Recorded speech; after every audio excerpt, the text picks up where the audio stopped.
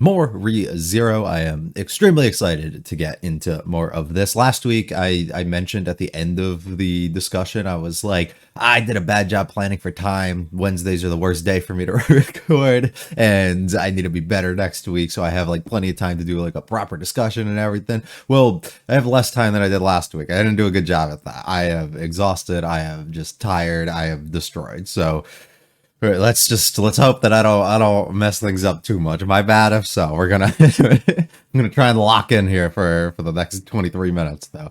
So hopefully all goes over well. Amelia is being taken. She's gonna be a wife now to Regulus, which is weird, but at the same time I'm kind of interested to see how that plans to go. I have some guesses on likely idea that Regulus probably won't be involved going forward for a little bit unless we get Amelia perspective. It would just make too much sense. Like there's no point of having him take her and then probably up and leaving because he's not going to fight while he's here and he takes her. You know what I mean? And we have to essentially get through. My assumption would be the other archbishops here to be able to get through to eventually find him or isolate the others in some sort of way to be able then to get him. We got Sirius, who's going kind of crazy right now. And I'm assuming also when it comes to her, we're going to have to isolate her completely to allow for us to be able to have a chance to not have any other just like random civilians be put in harm's way because they're important to us, mainly Subaru, but they're important enough, right, that we don't want anything else happening to a variety of others. So we would probably have to figure out some sort of way to get her to be up and out of there so that nobody else is under her control and nobody shares emotions or pain or anything, which would work out if like Reinhard wanted to go up against her too, because bro literally makes it so nobody else can fight really around him. So like if we're being honest, it would be nice to have him kind of in an isolated area as well with her. I think would work itself out extremely well. And I don't know where we go from here. I'm assuming like I don't know if they up and disappear or if Regulus just leaves and Sirius sticks around, or if everybody just goes and then we have to regroup as everybody and we get the other camps involved. Like where we go from here, I'm really curious. Do the other archbishops come in now, or do they have some sort of relevance when it comes later into the arc? I don't know. Very excited to see though. Hopefully you guys do enjoy. If you like it all, like and subscribe to me. So be feel free to stick around for the discussion, leave comments for this episode of series. Let's go in with episode 3 of season 3 of ReZero. What do you mean by that?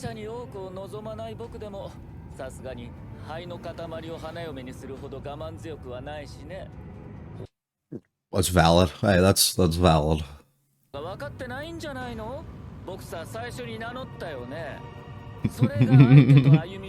Yeah, come on. Be respectful. He doesn't like fighting. He's made that known before. Can you not read any clues?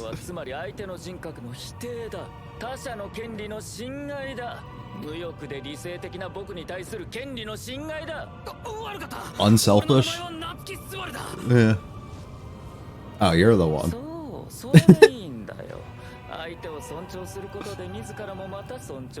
Till we meet again.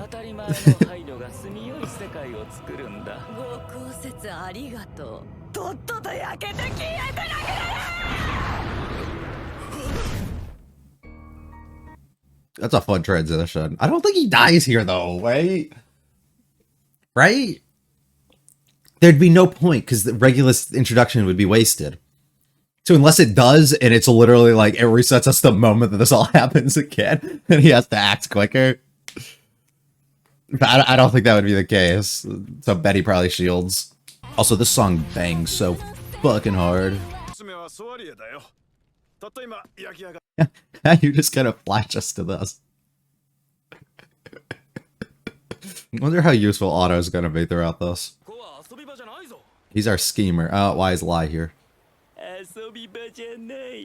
Otto, please run away. Please run away. I do not want anything happening to you.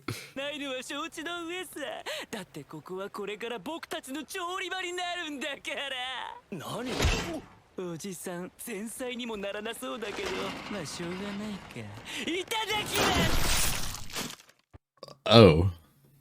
So he's just violent. Got it.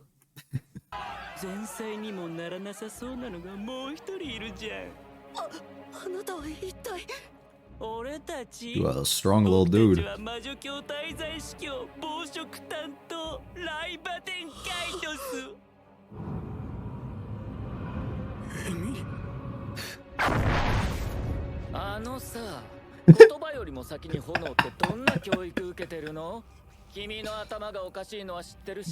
I mean, just look at you. This is important to me.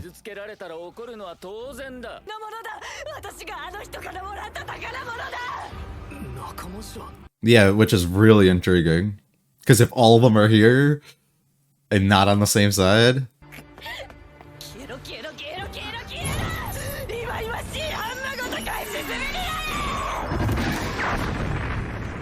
I don't think that's gonna happen. That's so sick. I like Regulus a lot. Oh.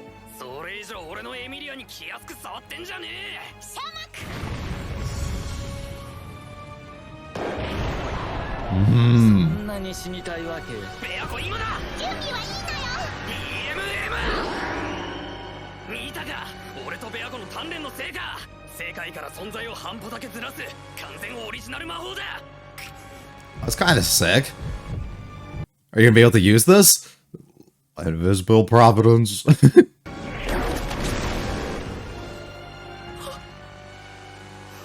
Huh.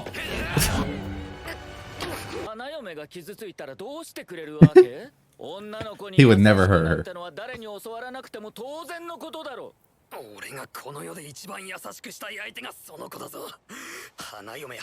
So why are you attacking her husband?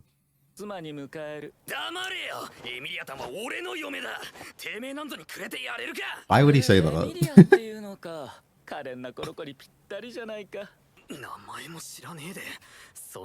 I just saw her and I know. Naturally. Naturally. Sure.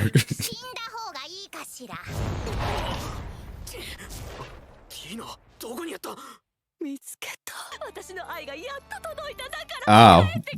Oh. What do you mean by that? What do you... Oh. Oh, because of his ability.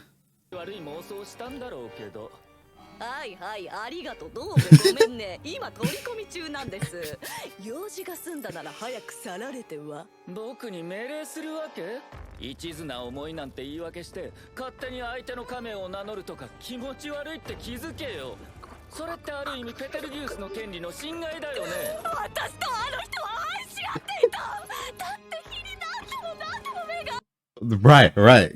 Naturally, you'd fall in love.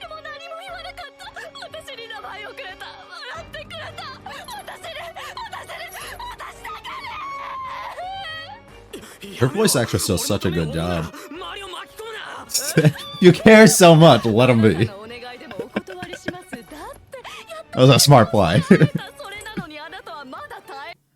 Oh no, we'll not let you slip away this time.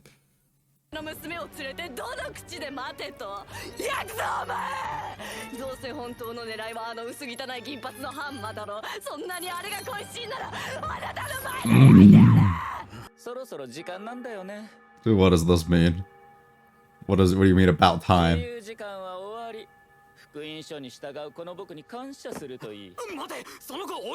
Free period.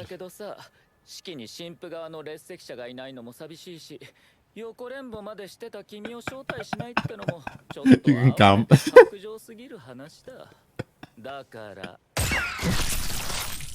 What the fuck?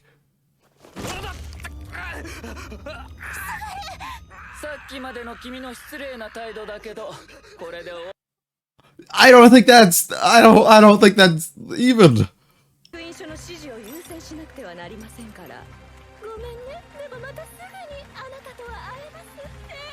They're on the same page, but not.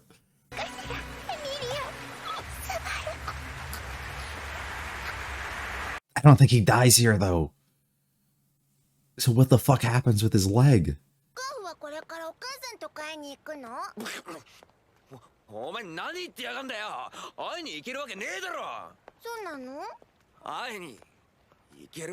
I don't think I could if I were you either, brother. Gotta be honest.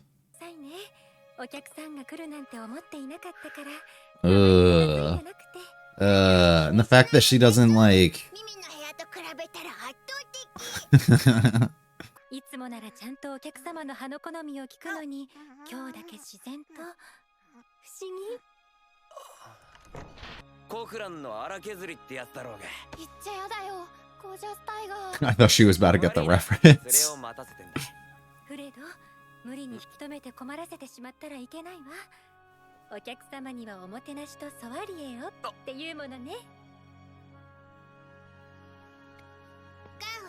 ただいま。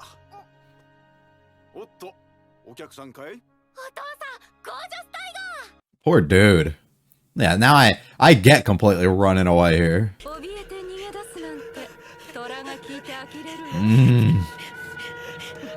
You dare compare yourself to something like that?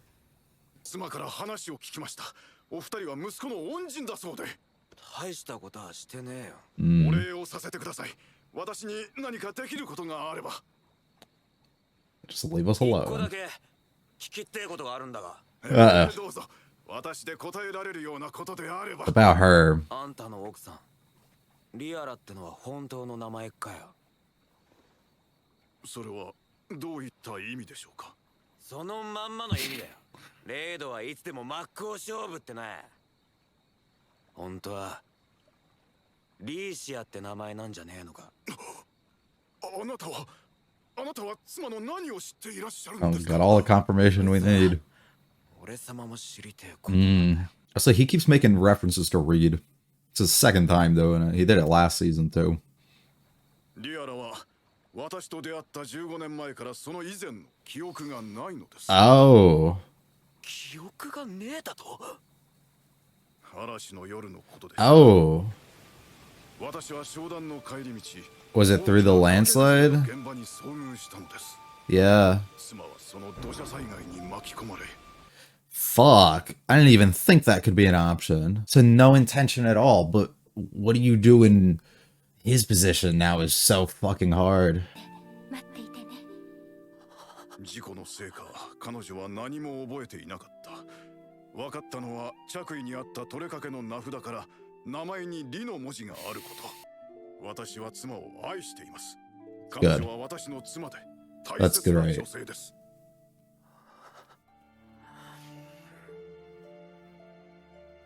こんなことを聞くのは忍びない。ですがお尋ねしたい。あなたは私の妻リアラとどういったご関係なのでしょうか。 How do you even respond to that? あんたの奥さんと何の関係もねえさ。 Sorry, buddy. 申し訳ありません。あなた、よかった。おお、やったー。お菓子嬉しい。じゃあ今度こそ帰るね。ゴージャスタイガーとゴージャスミミはこれに遊んだぜ。I like Mimi so much. She's so cute. 泣きそう。は？何を言い出しやがんだよ。なわけねえだろうが。カフが強いのは知ってるけど、別に強がんなくていいよ。リアラ、カフのお母さんなんでしょ？だってカフとリアラの匂いすごい似てた。だからそっかなって。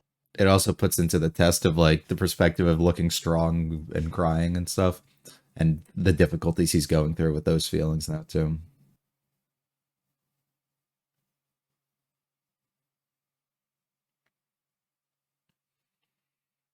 男ってなんか泣いていい場所じゃないと泣けないんでしょ？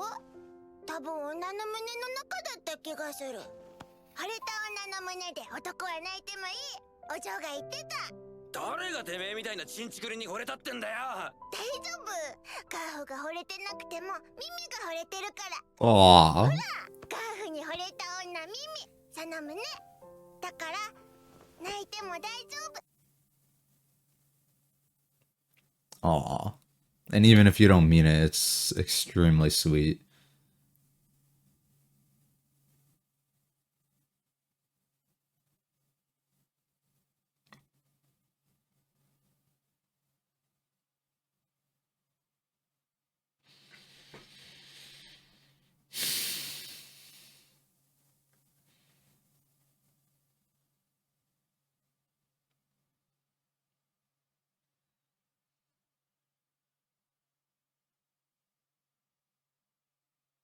お母さんとかいないからよくわかりませんな。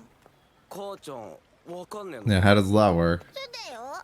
三つ子だから育てんの苦労しそうって捨てられたっぽい。Mm, たくめめしいったらねえぜ俺様や no. Oh. 私は魔女教滞在式を式役担当カペラエメラダ・ルグニカちゃん様です。ひざまずいてひれ伏して糞尿を垂らして惨めったらしく泣きわめけクズ肉ども。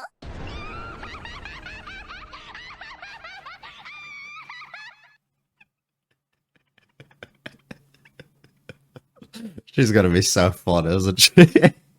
おうよ My boy. 見りゃ忘れられねえアルさんよまた七面倒くせえ状況だな兄弟、ベアゴ He's up and running, so is he good? 本当に Oh. Hi, Felix. スバルキュンの傷は絶対安静なんだから。入れかけの足をベアトリスちゃんがつないで、それをフェリちゃんが重ねて直してくっつけたってわけ。 So we good? これお代と同じ怪我した奴らがゴロゴロ転がってるのをその幼女が治癒魔法で何とかしてて All of them. Okay. Well, that's a way to get us to not have to reset.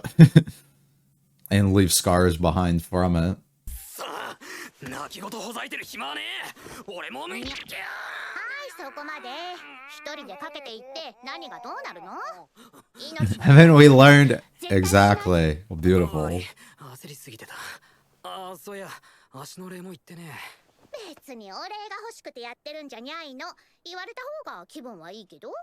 助かったありがとうどういたしまして。 Mhm. あれも助かったちなみに俺はちゃんと映画をやったことだぜ上にクルシュ様たちが集まってる。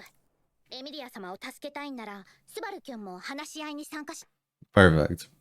Yeah, don't go rushing into things. Talk things out. And no ED, huh? 言ってるキリタカさんがプリステラの10人会都市で一番偉い10人の一人やってり He doesn't really like us, though. Liliana does, though, so she might be able to talk him into it. スバル様が遭遇したのは魔女教の滞在 There might be 4 here. せんか There might be. 足の傷とエミリアを連れ去ったのはどっちも滞在司教の仕業だそうなるとやはりあの放送は事実と考えて間違いなさそうですな。 And he was sleeping for the broadcast. 今から1時間ほど前に放送があったの4つの制御塔が奪われたことは間違いないよ。 Mm. 塔のてっぺんには魔女教の紋章 That's so cool. プリステラの町は一瞬のうちに水没してしまうでしょう。放送は突然でした声の主は色欲の滞在司教色欲憤怒でも強欲でもなくはいその人物はカペラ・エメラダ・ルグニカと名乗りプリステラは自分たち The last name's crazy. 告げました3人目の滞在司教 Wait till Otto pulls up. Actually, what even happened to him there? あつら何がしてんだこの都市に眠る魔女の遺骨夏樹くんプリステラの成り立ちについては聞いてる確か都市そのものが何かを捕まえるための罠だった So they trap the witch? その罠にかけられたんが九段の魔女やったん Ah, which one 都 though? 市を水没させて魔女を滅ぼしたその魔女の遺骨が今も都市のどこかにある言うてな So is that what they're after then? My assumption was they were strictly here directly for Amelia, but maybe they're all on the same page looking for the same thing in that. 子供たちを見かけませんでしたか Uh-oh. Not again. 朝早くから遊びに You gotta do a better job at watching them. 二人とも避難所にもいなくてあの二人があんたの子供と旦那は俺様が見つけ出してきてやら What a guy. Gorgeous tag. Pretty sick episode, as expected, as always, with this series. Like I said in the intro, a little bit short on time, so I might end up having to speed through some stuff and just cover things that are more key, but we'll see. Maybe I gotta hold myself from rambling a bit. But we'll see how this ends up going. So Regulus is fucking cool. I mean, I've always really liked him. He's like annoying, but he's like cool, and he just like rambles about nonsense all the time. He likes to yap. He likes to give speeches too. I like him a lot. I don't know what it is. It's just his attitude. It's really fun. He's pretty sick. I fuck heavy with him. I really love what they have with Sirius and what she's doing. Her voice actress is fucking killing it and doing an excellent job. And she's absolutely insane of a character. We got a show up of Lai, who doesn't really do too much. I gotta, still gotta form an opinion on him. I feel like I don't really know or haven't really seen enough about him to know how I feel. And then we end up getting to see our fourth one with Capella and with Lust coming in, which is very nice. The stars are aligning, are they not? They're such an interesting group. They're like what makes this so interesting, because you have the constant threat of knowing about the witches cult and knowing who these people are and knowing that they're just like kind of lurking, right? Throughout the entirety of the series. So to put you in a position, especially where we are now, where four of them are literally coming here. And let me think. So there's four. We killed one, 5. Pride is still like non-existent, right? Which would be 6. And then we're going to make the assumption that Envy probably doesn't have one, would be my guess, because Satella is not able to do anything, I'm guessing, due to being sealed. That would be my full assumption on this, which would, I think, make sense if that is the case. So if that's the case, this is all of them, right? And then the guest would come at the back end of the episode. We come in and we're like, oh, by the way, we're looking for the remains of this person who, the other witch or whatever. So I don't know if they mean it, and I think they do. If they mean it entirely in the fact that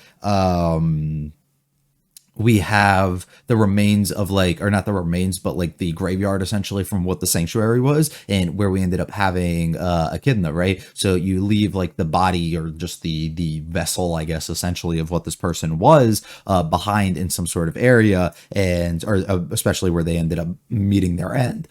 So we end up getting to see that, where this is also another town, and we have another situation that's like that. It was constructed, the city itself, as this sort of way to trap this witch, likely, and then we end up causing the death of it. So my guess would be there was nobody that was ever able to be appointed, or no witch factor or authority or anything that was like kind of like given to this person, or given to like some sort of like underling almost of this person, due to what ended up happening, right? There was no, because like we can even easily see like with Subaru's getting completely transferred from Sloth, if we even just make the assumption the one who kills is the one who ends up making or taking on what that person was, and it chooses you as its new kind of like harborer almost. So if it's like that, and if the city itself was constructed in a sort of way that allowed death of this person, of this witch, to actually occur, would mean that likely the remains of this person holds this factor in some sort of way, which is a key thing for, of course, like being an extremely strong and powerful thing that you would want,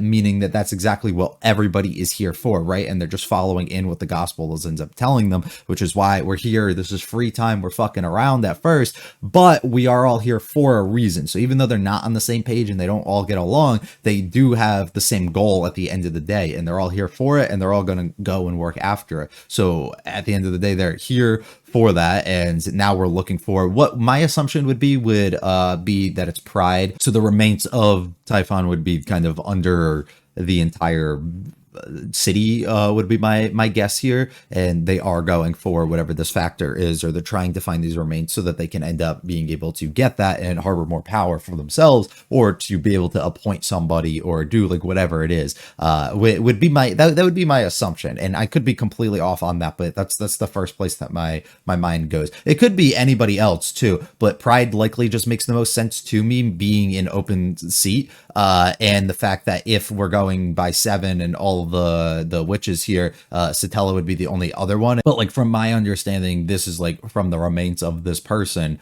of the death of this person. It's not what we would assume Satella to be with being sealed, right? Which is where I believe she would be behind the seal itself, directly from whatever it is, the seal in the previous season, right? So that'd be my just simple assumption, I think, on this. So yeah, everybody coming here would make plenty of sense directly for that reason, and it'd be really interesting to see if that is the case, and that if that is Pride, and if we have some sort of extra encounter come by the back end of this, or maybe there is nothing here. Maybe they're just telling us that, you know.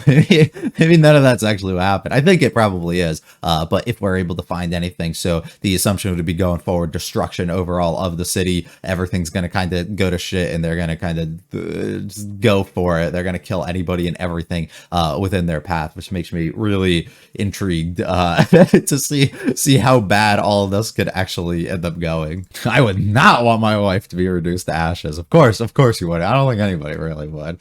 You know, even somebody like him. I'm not even that cruel. I could never do that. I love, like, it's just so simple. Like, all I need you to do is give me your name. Like, that's all you gotta ask. But instead, he has 20 lines of fucking dialogue to bitch and complain about it. That's why I like him so much. He's literally a certified yapper, and he's fucking hilarious. Oh, thank you. That's all I needed was your name. So no, like, strong reaction. So his name clearly holds no sort of value or importance in any sort of way to it, which is fine, I guess. I don't know. I just assumed that there'd be a little bit more. And then we get to see our first stand of, like, everybody's fighting. Nobody's on the same page, which is really interesting as he goes out of his way and he decides to, or Sirius goes out of her way and decides to attack them, which also is very funny, like, our really fun transition, I think, into the OP that we end up getting, to immediately then come out and be like, oh, by the way, Otto's here. And by the way, Lai's here. But we're not going to actually just go directly into the other shit. So what happened here, I don't know. I also hate his build. Like, his build as a person, he's like 3'5" and like completely ripped and has like these man hands to him. Like, he's kind of crazy. I don't really like it. Yeah, he's kind of creepy. But Lai's here and Otto's here, and he's just staring him down and introducing himself, which scares the fuck out of me, because by the end of the episode, we still have no clue what happened to Otto. So are we gonna lose Otto here? Like, they're not gonna off-screen him. They would never just do that. But at the same time, are they gonna off-screen him and then make us have to kill him to be able to get Otto back, say, end arc or something? I don't know. I would hope not. I just don't think they would off-screen that, though. I guess they could. They technically off-screened Rem and then went back to it.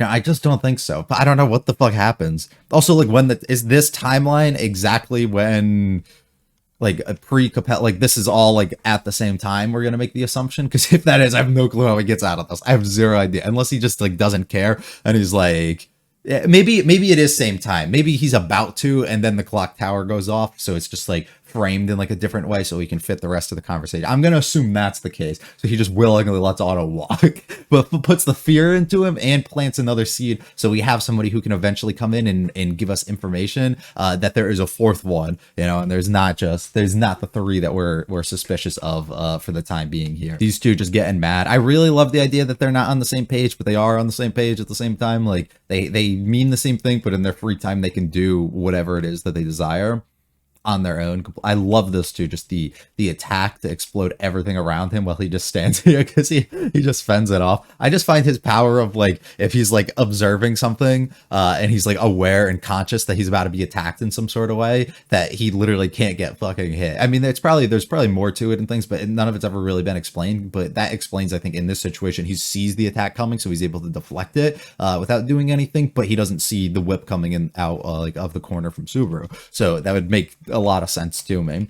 We get to display some cool, unique stuff too, where him and Betty have EMM, which is their nice little thing that they've been kind of working on, and it separates them from the world. So that my guess is basically like he goes into it here, and then like half a step later, like, it essentially just puts him like in a different area. So it's a way of them actually operating slightly ahead of like real world time, almost like they're seconds ahead, which is a pretty like important thing, I think, for them to actually have, like, really good, and it allows them to kind of work and operate a little bit faster than other people possibly can. It was like, what the fuck are you doing? He does not care. We're able to use Invisible Providence. We're able to land a hit on Regulus, which is kind of crazy. Of course, catching him off guard, which is great, but it was like the weakest fucking thing and it did nothing. And Buddy is a little messed up by it. But oh, guess what we ended up just seeing here? Also, why did he say that she's my waifu? Like, what the fuck is that? That's a translation thing, right?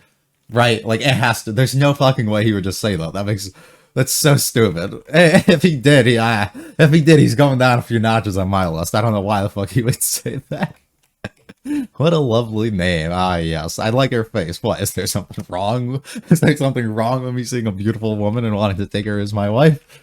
I mean, he's got 70 something of them, right? Who the fuck cares? Finally found you. She found the one that she loved. She's fucking insane. So she thinks that he's Betelgeuse because of the witch factor that he has. So clearly they don't have like any strong relations to a lot of the other archbishops or anything to them, basically, because she's not even aware that Buddy's died. And it's been like a year and a half probably now since that actually all occurred. So it's like, it's been a while. I don't know. I don't know. She's so fun, very expressive, which is great. The two of them arguing and being on complete different things. I love like just her dialogues.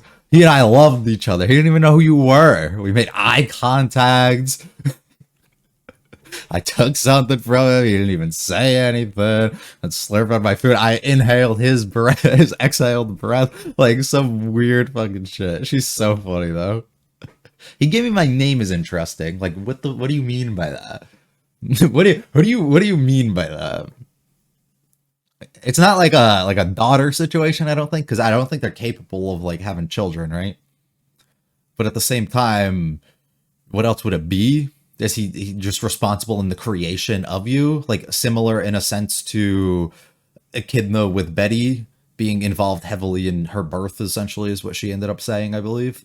Is it a similar scenario here where he just involved in the overall creation, or are we going to go through straight Fortuna is this person theory, and we kind of made Betelgeuse return when the time was right to be able to go find, or possibly what if like there's a chance that they buried, like somebody came in and buried, no, because the forest froze. Okay, wait, that would make sense though. So if the forest froze after the death of Fortuna, right? And Amelia and everybody there, there's nothing technically stopping Betelgeuse from when there's a position open and they actually have this factor and they plan to pass it off onto somebody, from getting in contact with, say, like Pandora possibly, and being like, yo, this is the dude, and they go back to the area and they're able to find and they're able to like unfreeze and be able to get Fortuna out of there and her like dead body or something, and then possibly like inject life into it essentially when you give it this, and give it like this, make her like or a pointer of this position. Like I don't think there's, that would make, I don't know, it makes sense to me. I don't know though. But yeah, she has it completely wrong. So now she's like overly obsessed and in love with Subaru, even though she realizes that there's other people in his life. There's so many other women. Oh, the tower is going. It's free period's over. We got to go help the gospel. Sorry, we got shit to do. We got places to be. We got people to dig up. I'm sorry about that. This is crazy. Just kicks it backwards, kicks the fucking rock, and just the whole leg going, which is really fun too, because this was a stage where I said at the beginning of the episode, there's zero chance, like in my own mind, that they're gonna do something to reset this point. Like there's no reset point at this, because you're not going to introduce Regulus just to have to reintroduce him in the meaningful way that he did with taking advantage and like grabbing Amelia here, right? Like there's no way that they would redo that. So unless they ended up killing off Subaru here and then giving him an opportunity to do something right before that, but then increasing his chance or his timing, where he doesn't really have much time at all between his deaths. So I really like them like fucking up his leg here and completely fucking everybody else up, which we later get to find out doesn't really matter, I guess. But at the same exact time, like, because they end up healing it, and maybe it does, maybe there is more to it, but it is nice to see that we can have like injuries and scars and things that get kind of left behind at the end of the day of the actions and the stuff that we end up doing here. Mimi and Garth has such a cute relationship and really fun, and you got to feel bad for Garth. This is, so the entirety of the situation, I'm probably not going to go like overly like specific with a lot of this, or like scene by scene and talk like line by line, but like the overall idea of the rock slide happens, he thinks his mom leaves him, he kind of comes to like terms and like understanding of like what she was like setting out to actually do and like how he should feel, and able to move past it finally, to then find out that she's actually alive, to then find out that she actually like doesn't remember any of this shit that happens, is like some of the craziest shit that he's gonna have to go through. Like that's insane. His mind is all over the place having to deal with this and not knowing what to do, and the general conflicts of what he has to face. And we talked about it in the first episode with family being such a a primary thing in here with a bunch of the other people. But Garf is going through a lot of different traumas, you know, in his own, dealing with his own family and how he should handle that, going through the struggle of not feeling like you're strong enough to be able to protect those people and be there for those around you. The difficulty that he's feeling here to not know if he exposes himself to his mom and how that would change anything or what that would do for him or for them or anybody involved, in not knowing the right routes to take with literally any of the stuff that he's ended up dealing with. Is like, he has a lot kind of on his mind, and the whole Elsa thing, you know, with not feeling strong too, but and having that just kind of haunt him at the end of the day. It's just like a lot that is on his mind here, so it's really piling up and fucking him over, which isn't too great. And I wonder how he channels all that as we progress a little further. But we did get a lot of focus on him, which is way more than I thought we were going to get, which is really pleasant though, because I love Garf. And interesting though, I don't know the like right route. I literally couldn't tell you. You know, you hold so much like resentment for this person, and then to just like drop what they end up doing and being like, oh, by the way, she doesn't know any of this shit, like is a lot. And she's essentially just like restarting her life and her family and everything. And while there's some sort of similarities and feelings and connections and things being there, it's not all entirely there either, that she's going to notice or recognize or remember you or anything. So how do you handle that? You know, do you want to add on to her, onto her life? She'll easily probably believe you. It's believable enough. You look similar enough with the same eyes and your name and everything, right? She probably could understand that. But what does that do for you? You know, what does that do for them? Does it ruin or destroy their family in any sort of way? Does it ruin you in some sort of way? Like, because maybe you won't be accepted? Are you afraid of the possible rejection that comes from trying to enter into somebody's life? Do you feel unwanted in the situation because of that? And because everybody else is happy on the outside and you're to be intruding on something that is working and doing well? It's just a lot for him to overall take on. And probably a bunch of other feelings and things that I'm not gonna be able to put into words here. But yeah, overall, it sucks completely from him, because he doesn't know what to do at all, and I don't know what to tell him to do. There's literally nothing I can do. I just don't think anything he does is the right thing, you know? It's like, you want to have that relationship with her, but at the same time, you want to just continue life with the way that things are now. And maybe just knowing that she's safe and happy is like enough, right? But at the same time, who knows? Because maybe you're going to live with the regret of knowing that you didn't have this relationship and you weren't able to bring that up. And then like being able to find out that like she is remarried and she's happy with this person, especially after you talked about how bad of a taste she has for like men and stuff before too. It's funny. But really, really great stuff too here, just running and having the visions of Elsa and everything. And I love the lighting, like just the coloring that they do on every scene that she's in, I think is really excellent. And he's still struggling so much with it. Mimi's like, are you all right? Mimi's so sweet. Have this conversation. Is there anything I can do with you? What is going on here? Why do you know her? Also, Reed always faces every foe head on. So he's mentioned Reed before last season, I remember, and I was like, that is crazy, because he talked about a dude. What did he say? He said he like head on faced a dragon or something, I think he said, which was like some crazy shit. So clearly somebody he looks up to. I also think he called him Master Swordsman at one point. So is he pre-Teresia? So is he like that, or is he like this like legend from like 400 years ago or something, you know, which just seems to be the common year for like everything in this show. So is that the case too? But Reed is an interesting one, definitely.